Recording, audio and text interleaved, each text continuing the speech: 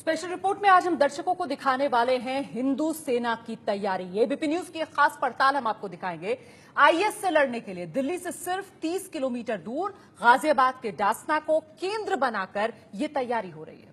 पश्चिमी उत्तर प्रदेश में बाकायदा ट्रेनिंग कैंप्स चलाए जा रहे हैं।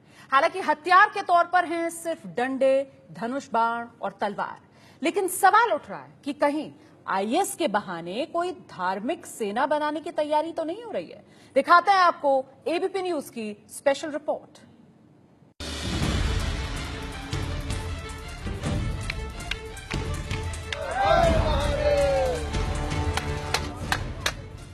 डंडे, धनुष बाण, भाले, तलवार और ऐसे ही कई पारंपरिक हथियार।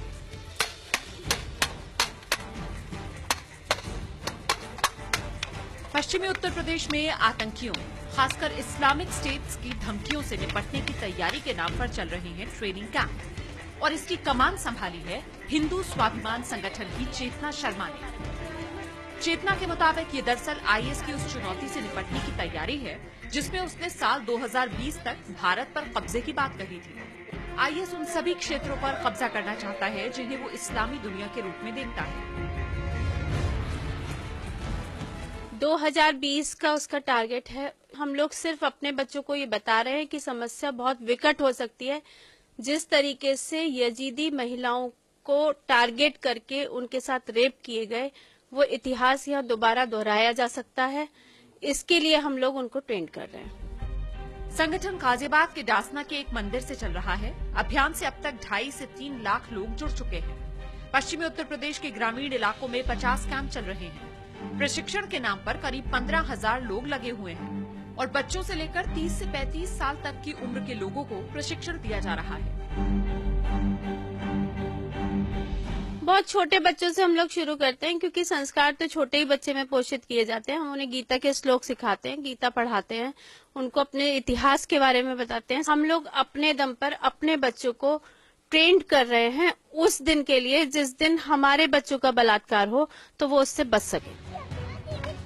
चेतना का दावा है कि ये सब बिना किसी पार्टी के संरक्षण या किसी आर्थिक सहयोग के हो रहा है और ऐसा कोई हथियार इस्तेमाल नहीं हो रहा जिसके लिए लाइसेंस की जरूरत हो। वो किसी धर्म विशेष के खिलाफ मुहिम से भी इनकार करती है। धर्म विशेष नहीं, एक मानसिकता के खिलाफ, जिहादी मानसिकता के खिलाफ, जुनूनियों और आतंकवादियों के खिलाफ।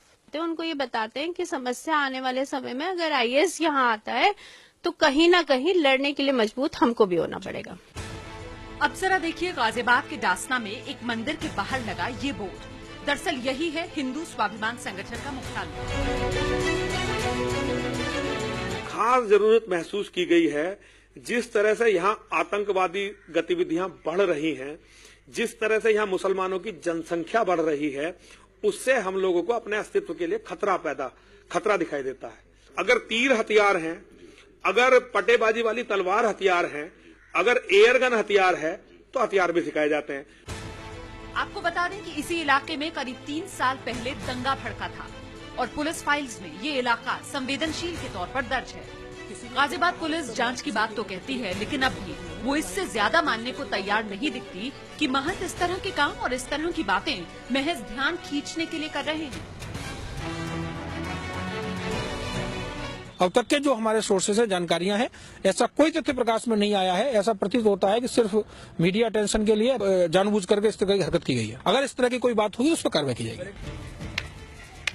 स्वाभिमान संगठन भले ही किसी सांप्रदायिक गतिविधि से इनकार कर रहा हो, लेकिन सवाल उठ रहे हैं कि क्या ये वाकई किसी धर्म युद्ध की गुपचुप तैयारी है। और सबसे बड़ा सवाल ये कि क्या आधुनिक ही नहीं, खूंखार तौर तरीके अपनाने वाले इस्लामिक स्टेट का मुकाबला इन डंडों, धनुष बाण और तलवारों से होगा।